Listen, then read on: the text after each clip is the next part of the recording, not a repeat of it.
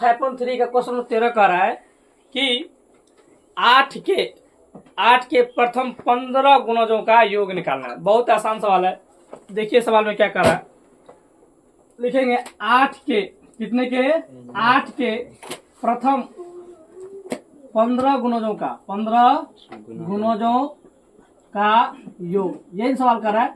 इसका मतलब क्वेश्चन ये हुआ, यह क्वेश्चन में कह रहा है कि 8 को 15 से मल्टीप्लाई करना है और उसके बाद क्या करना है, योगफल निकालना है।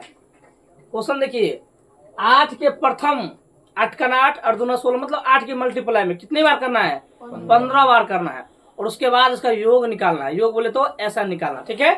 तो देख लीजिए AP बराबर क्या होगा, बोले तो 8 होगा, 16 होगा, कितना होगा, ऐसे ऐसे कितना बार करना है हमको, 15 बार करना है। 15 थे 120, ठीक है।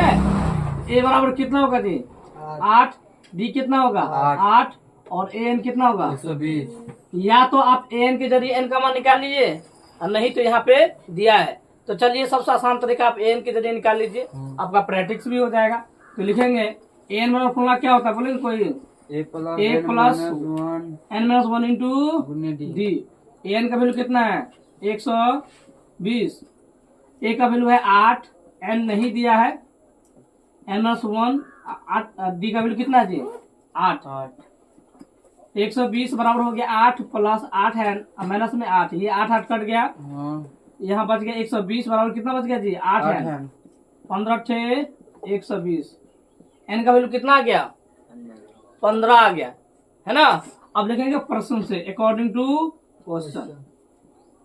SN बराबर, SN का फॉर्मूला होता है N/2 इंटू, या तो हम एक फॉर्मूला और भी लिखाए थे, जब AN दिया रहता है तो इसका लिखाए थे हम A प्लस AN, ये लिखाए थे ना। N का वैल्यू कितना है जी 15 दिया है, 15/2। A का वैल्यू कितना है रे 8, AN का वैल्यू कितना है 120। चलिए 15/2 गुना, ये सभी को जोड़िएगा तो 128 आएगा। कितना आएगा जी 128 आएगा। काटिए इसको, 15 गुना 6 दूना 12, 4 दूना 4, 6 दूना 12, 4 दूना 8। आप 64 को 15 से गुना कीजिए, जो आएगा वही इसका योगफल आएगा। समझ में आ गया, गुना कीजिए, 4 पंचे 20, 6 पंचे 30, 2 32 हो गया, 4 एकान 4 और 6 एकान 6, 6 3 9, 900 कितना आएगा जी 960 आएगा। यही आपका आंसर आएगा।